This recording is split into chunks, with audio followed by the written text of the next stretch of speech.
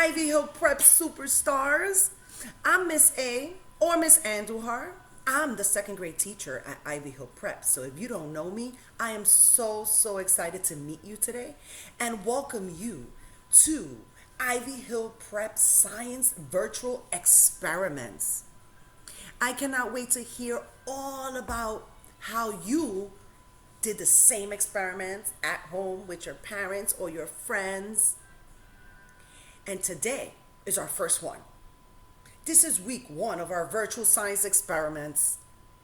It's a simple experiment, but a fun one. The next 3 experiments will be around states of matter. States of matter are all around us. We don't notice it sometimes, but they're all around us. There are 3 states of matter. One is solid. There are so many things that are solid around us. Solids, they can't break. Solids always have a shape. Their shape doesn't change. They're solid. A chair is solid. Then we have liquids like water and juice. We can't hold liquids. We can touch them, we can feel them, but we can't hold them. And they take a shape. You put a cup of water in a container, it takes a shape. You can't put a chair inside a cup and it takes the shape of the cup. No. Gas. And many people don't think about gas as much because you can't see it. You can't see gas. But we won't be able to live without gas because we need oxygen to breathe, and oxygen is a gas. And when we breathe in the oxygen, we breathe out carbon dioxide, which is also a gas. But gas, you can't see it, but it could take a shape. If you blow air into a balloon, it takes the shape of the balloon. So that's just a quick brief overview.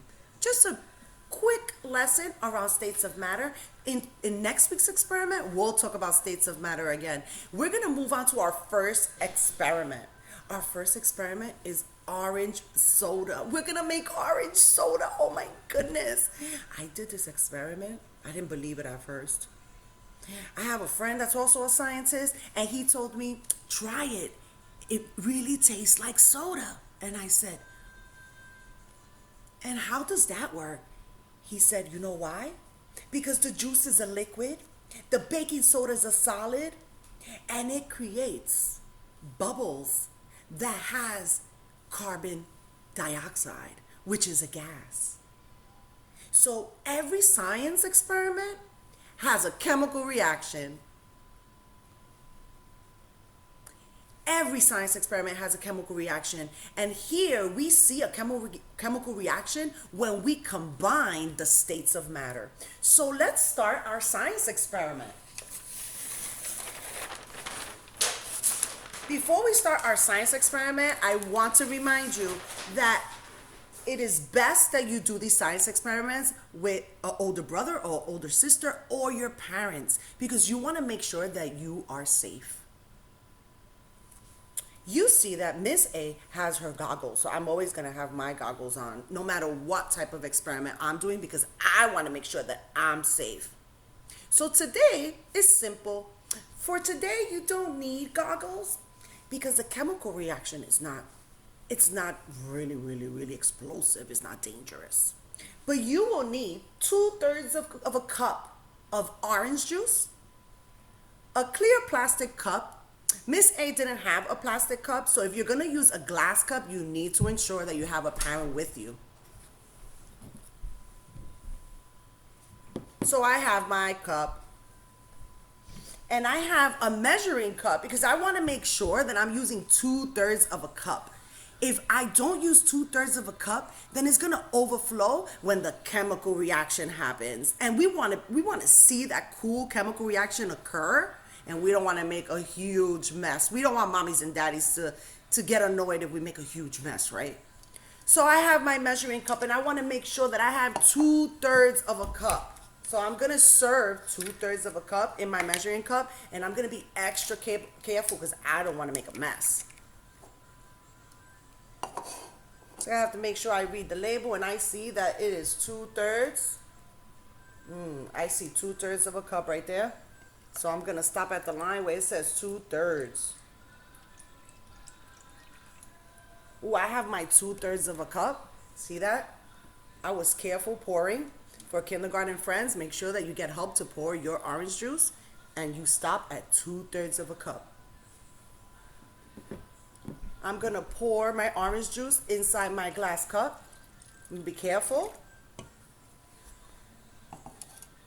Then I am going to pour 1 teaspoon. You can't do more than 1 teaspoon because then the chemical reaction is not going to work. You have to follow the measurements. So I'm going to take 1 teaspoon of baking soda and I'm going to pour it in my orange juice.